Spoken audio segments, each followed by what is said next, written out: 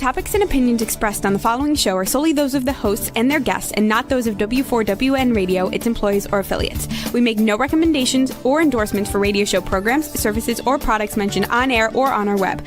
No liability, explicit or implied, shall be extended to W4WN Radio, its employees, or affiliates.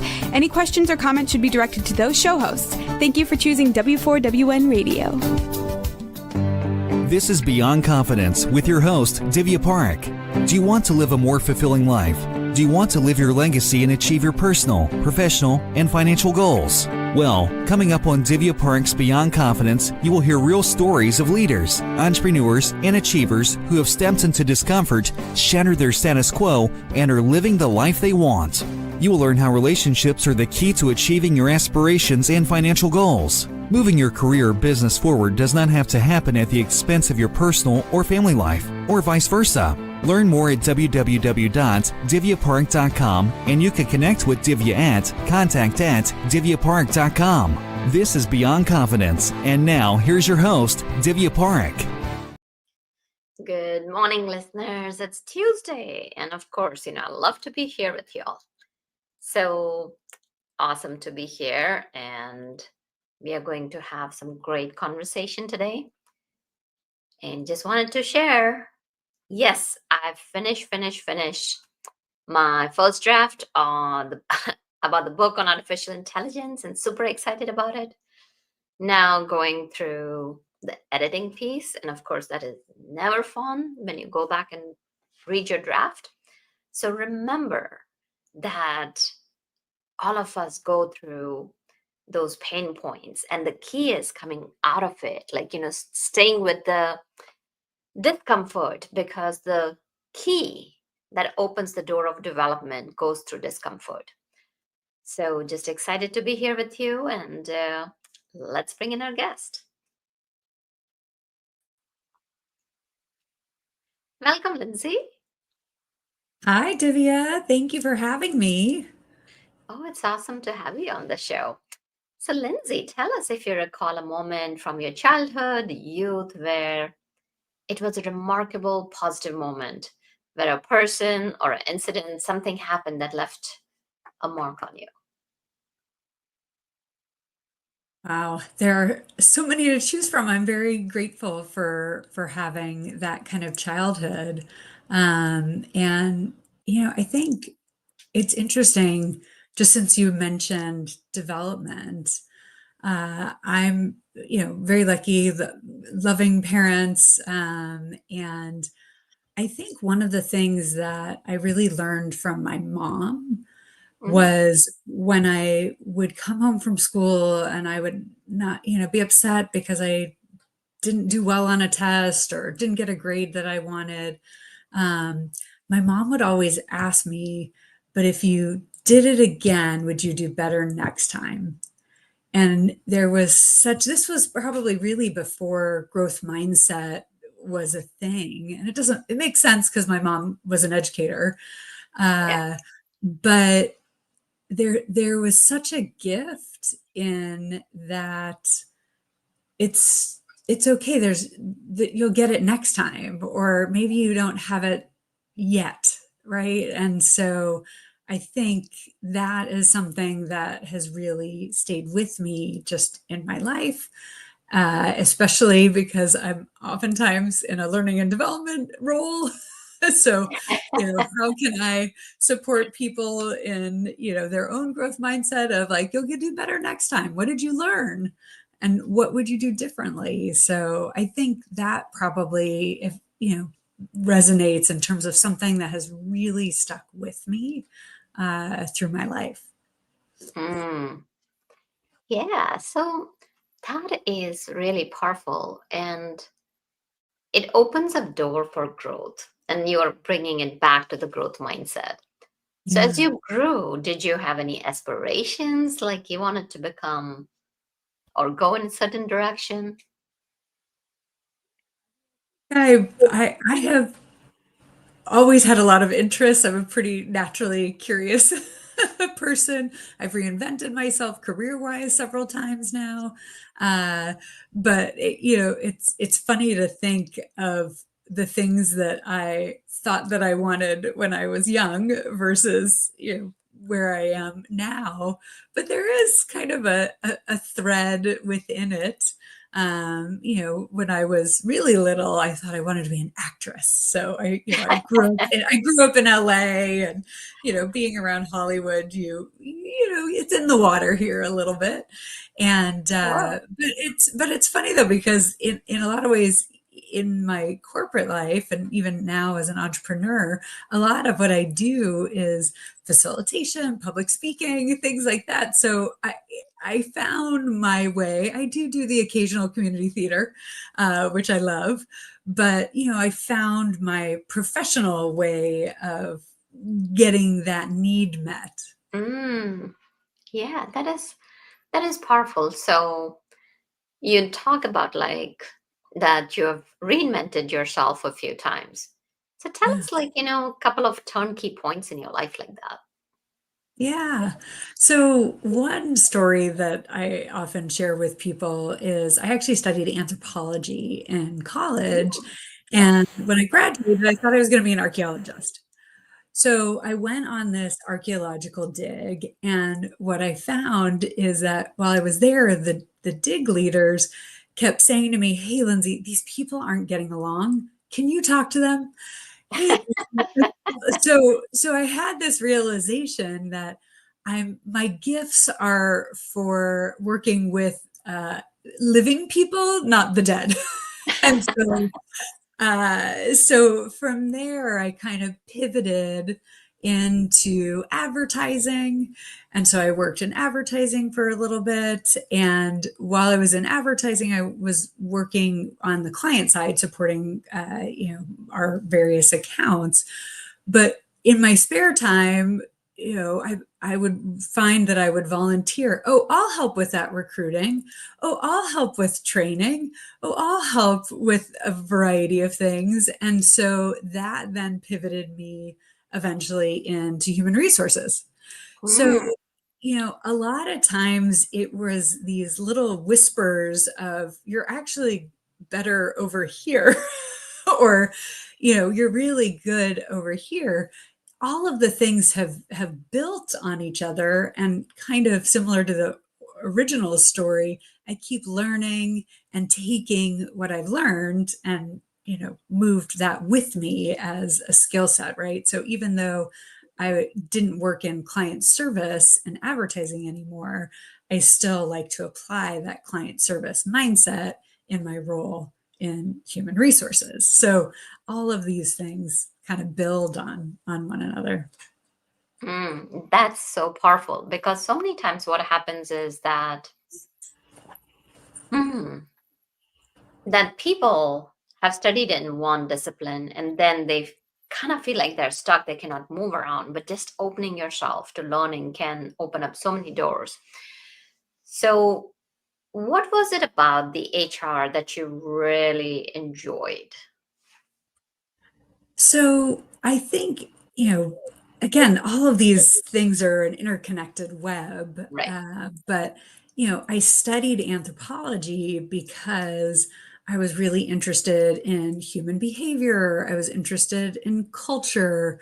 I was interested in rituals and, how people came together in community. And in a lot of ways, I feel like I just translated that into being a corporate anthropologist. So I, it, it all comes together. And for me to feel like I was in a place of supporting both the business and the organization in doing well by hopefully fostering people's gifts and growth and connection and community. We spend a lot of time at work. So how can I use my strengths to hopefully make the work experience as good as it can be for people? Absolutely. So many HR professionals are sometimes caught in the tug of war that Yes. they have to look out for the employees and yet there are directives from leaders. So like when the HR leaders are caught in that situation, Yeah. what are some of the ways that they can balance it? Balance it for themselves or balance From it all around, for right? or Balance from it. all around. Yeah, Yeah. three-pronged. Yeah, it is, and I think that is one of the skills that I think a lot of the best human resources professionals have is they're able to really look at the needs of the business. How do the people or resources need to be able to support the strategy in the business?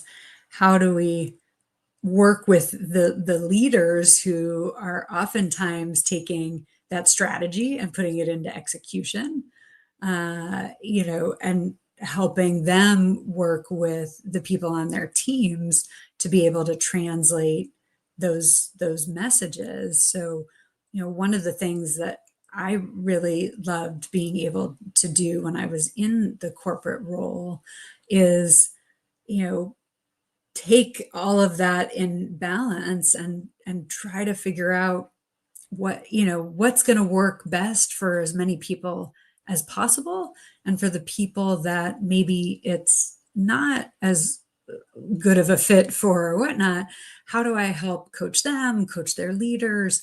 How do we find a way to again come back to this place of eliciting people's gifts, because that's really when businesses thrive, when people are able to grow and develop and be recognized for all of their impact and their contribution. Right, definitely. So sometimes it does happen, just kind of that the leaders are pushing and then the business needs a more where HR professionals, HR leaders may not be able to take care of the employees.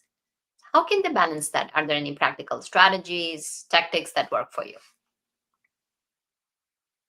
I think this is not to deflect at all, but I think there's different ways that people think about taking care of others, right? Mhm. So I think we are unfortunately past that stage of employee employer contract where people expect companies to take care of them.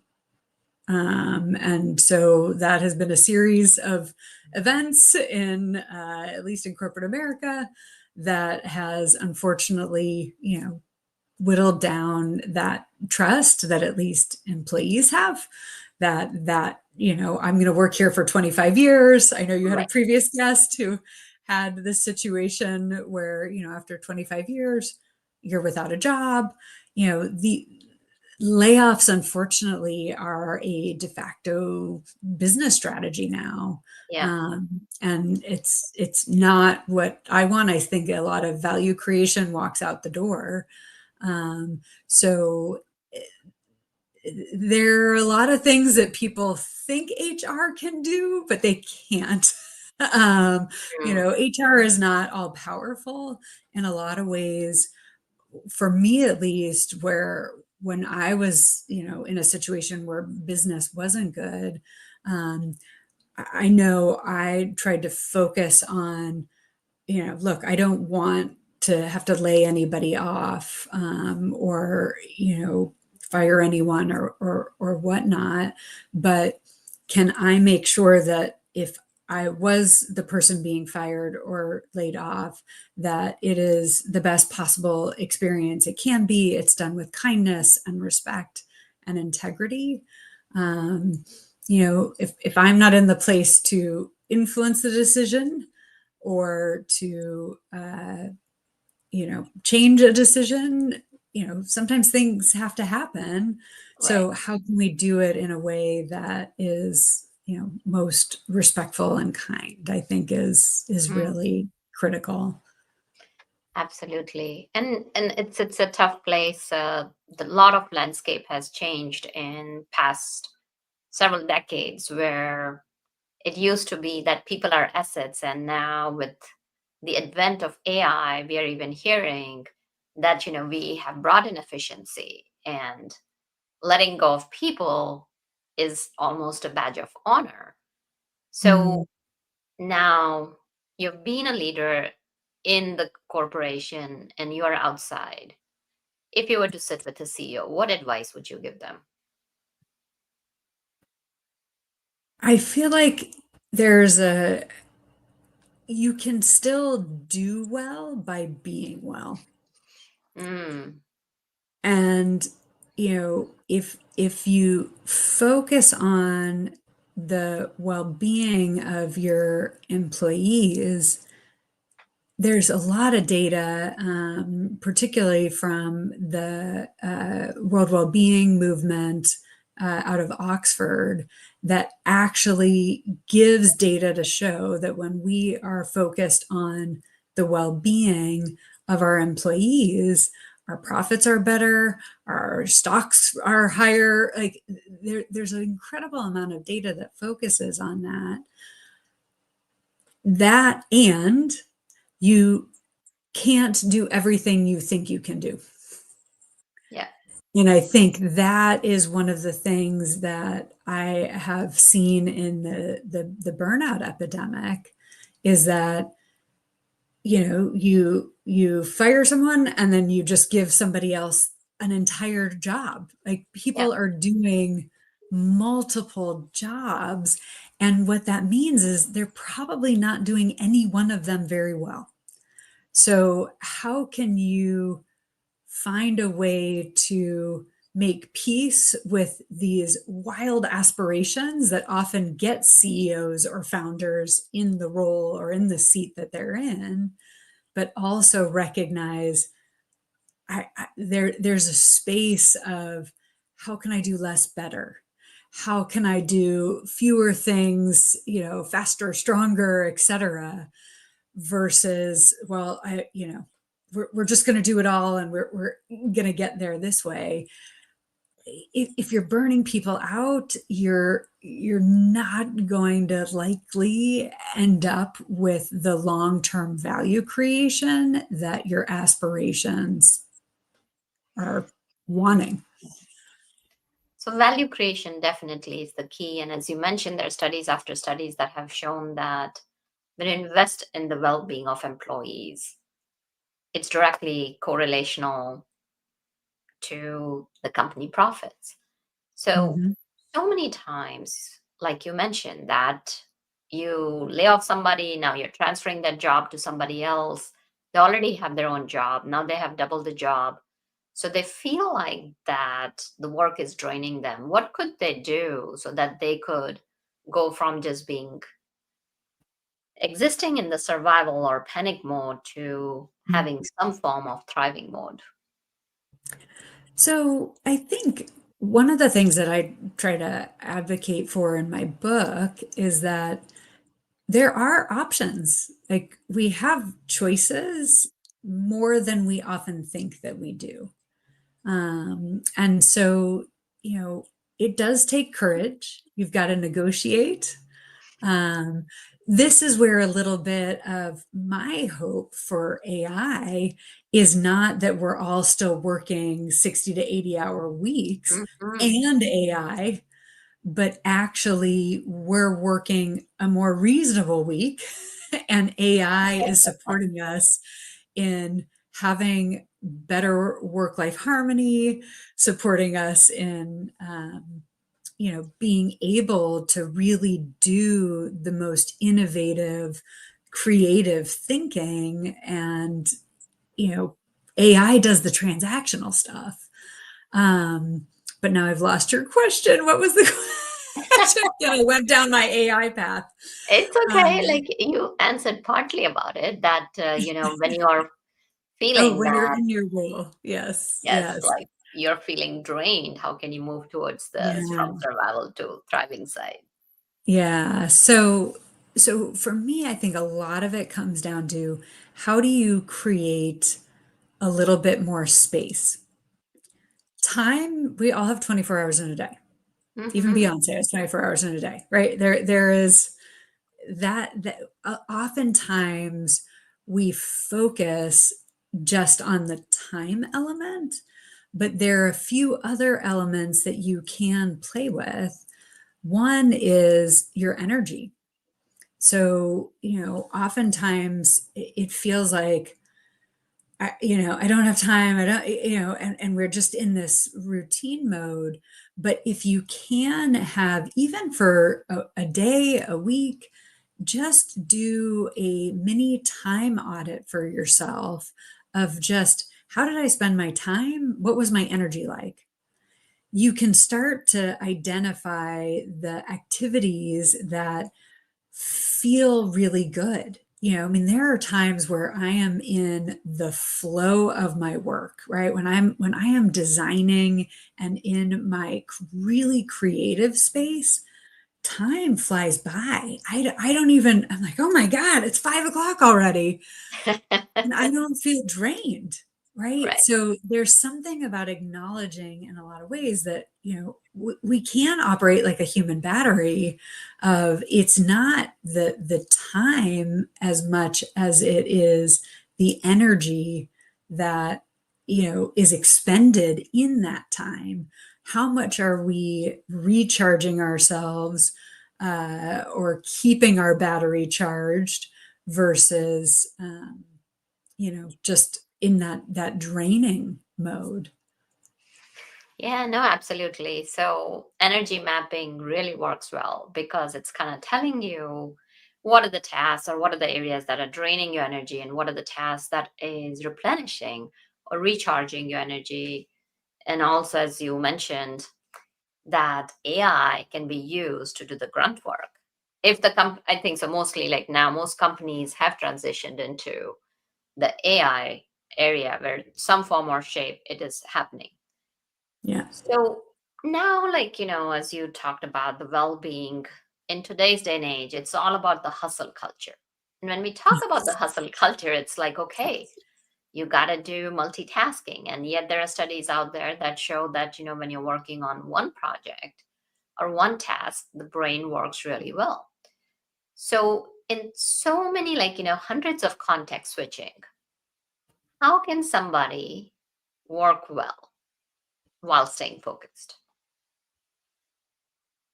It's really hard. I Hmm. mean, this is, I think, beyond, so I'm a Gen Xer.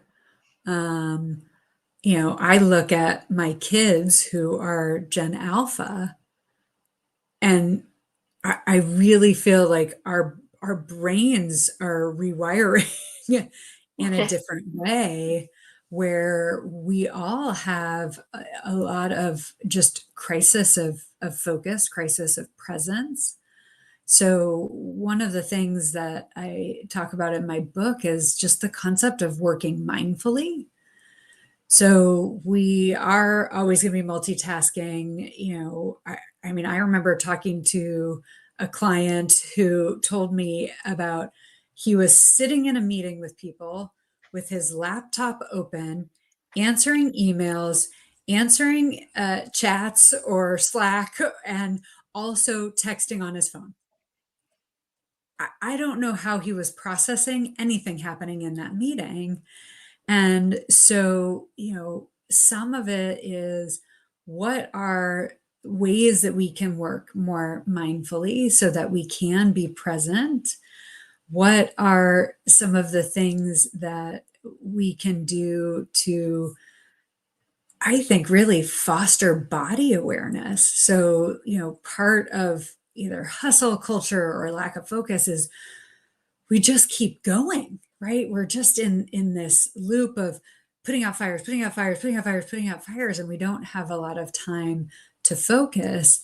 But if we can really start to create some mindful practices, it creates that little bit of pause for Hmm. us to really think about how to respond versus just react.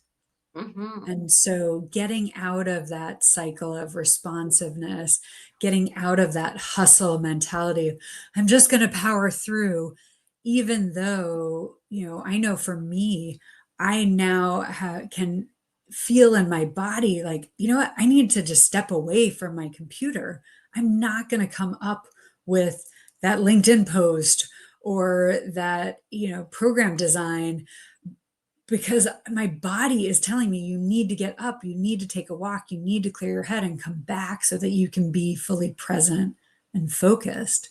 So lots of different ways to work mindfully to create more space for pause and reflection. Definitely. That makes a huge difference, that when you're allowing that rest time, that pause time between. So tell us a bit about your transition from being in the corporate and stepping out to become an entrepreneur. Yeah. So it's interesting because I actually really always wanted to be an entrepreneur someday. I kind of knew I was going to get some jobs and get some experience. But when I went to business school, I, really focused on, both organizational behavior, but also entrepreneurship. So tried to take a lot of classes to do that.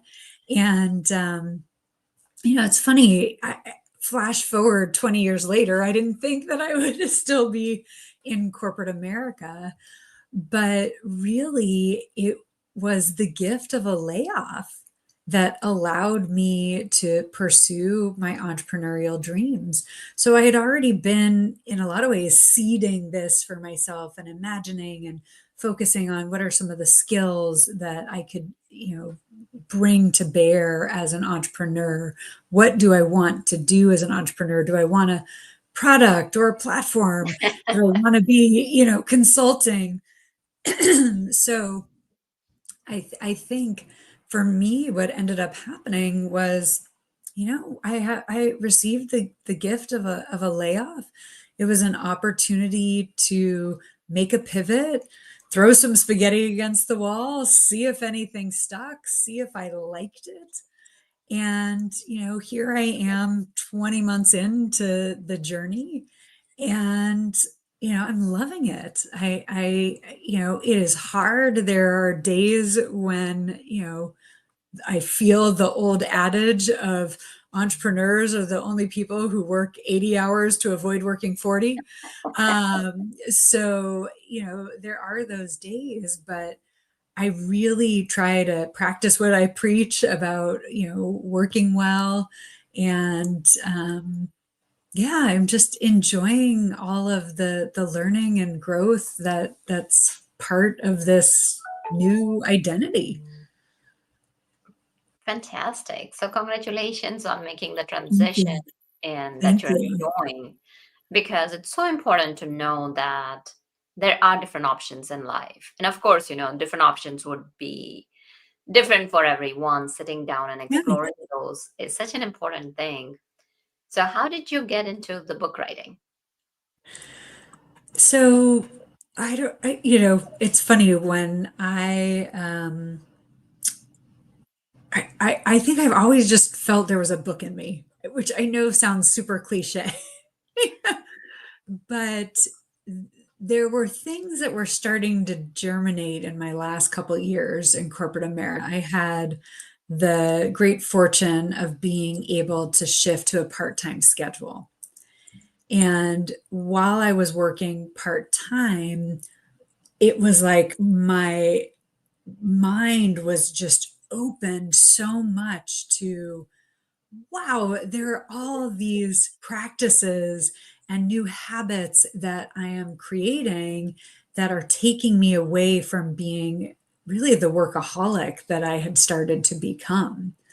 And as a coach, I was starting to see, wow, some of my clients who aren't working part time are also practicing some of these habits and ways of being that are supporting them in not being a workaholic and finding great work life harmony. And so all of these patterns, maybe from my anthropologist days of being able to spot patterns, were really starting to sync and come together. And again, the beauty of the layoff was I knew I would never get time like this again. So, I knew that it would take at least 6 months for me to really ramp up into getting paid work. So I was given that gift of this window of having purpose and focus, and at the same time. So that really is what started me on the journey. And I was contacted by a publisher that had a fabulous Black Friday deal that I just couldn't not take advantage of, knowing that I was going to have this time. So, sometimes you have to put structures and systems in place to support you in these, places of newness. Absolutely. And that is structures that are flexible are so important to have, especially as an entrepreneur, because it's very easy to become the driftwood where you're just going in so many different directions. So having those structures are very helpful. So congratulations on your book. And why don't you share a few techniques that our audience can apply in their lives to bring in the well-being? Yeah, so there's a lot in the book. The name of the book is Working Hell to Working Well, Making Your Company Work for You. And I think for me, some of my experience that I'm bringing forward in the book is that oftentimes we are either in this place of, I'm just going to quit, or, unfortunately we are let go. But the grass isn't always greener on the other side. So how do I make where I am right now, where I have a network, where I have relationships, where I have knowledge and experience to bring to bear, how can I make my company really work for me? And so one of the things that I talk about in my book is, in addition to working mindfully, taking some of that self-awareness and identifying what are your needs. What is it that you want to be able to get out of work, right? We spend a lot of hours there. What are the needs that we need to be met? And actually, this concept of needs, while I have other research that also speaks to it from my personal experience, I really came to understand what my needs at work were when I left the corporate world and moved to Australia for a family adventure for a couple years with a toddler, and my daughter was born there. And I really had to reinvent myself again. I wasn't going to be able to really find a job there, but I went from being a working mom who had many years as a career professional to being a stay-at-home mom. And I just was like, okay, I don't know how many times I can just stay here and watch ants on the sidewalk. Like, I need to figure out something. As much as I love it and I miss that, I needed to find something that was really going to help me still feel like me, or still feel like that's part of me. And so I was able to identify my 3 I's. So the first one, after spending a lot of time with young children, I knew I needed interaction in the form of adult interaction. So that's my first I. I knew I needed intellectual challenge. And I knew I needed to feel like I was having an impact. And so those were really the 3 core needs that I got out of work. And so I took those needs and I started thinking, well, what else can I do? What other choices do I have? What possibilities are there that might scratch those itches? And so I was reading a lot of children's books, and I was getting tired of reading Monkey Truck over and over again. And so I decided, well, let's learn about writing children's books. I have time and space to be able to do that. I have research every day. And so I took a class. I went to conferences, so that intellectual development and challenge was there. And I knew I needed the interaction. So I started a writers group of other children's book authors. And so, while the impact piece of my job per se as a children's book writer wasn't there, I unfortunately never got published. But I still felt like I was doing something. I was getting a lot of satisfaction out of that sense of purpose and connection. So in a lot of ways, I feel like that experience really helped support me on the current book writing journey as well. It also supported me as I went back to work to think about, what is it that I need to get from my job when we returned from Australia, and make those various pivots as, my career progressed, post expat life. Absolutely. And that's powerful that you are able to look at what your needs are and then pivot, even in the entrepreneurship. So where can people find your book, and where can they connect with you? Yeah. So I love to connect with people on LinkedIn. That's my primary social media platform. I also have a couple websites you can find me on it from a book perspective. Working Hell to workingwell.com has a lot of free resources on there. Also upcoming events that if people want to attend or hear more. And then my business website is Barnett with 2 T's coaching.com. And so lots of different ways to connect. And, hopefully what people are walking away from this today is that there are a lot of choices. There are a lot of possibilities for us for, kind of job crafting to make our roles work better for us. There's also a lot of choices we can make to find greater work-life harmony.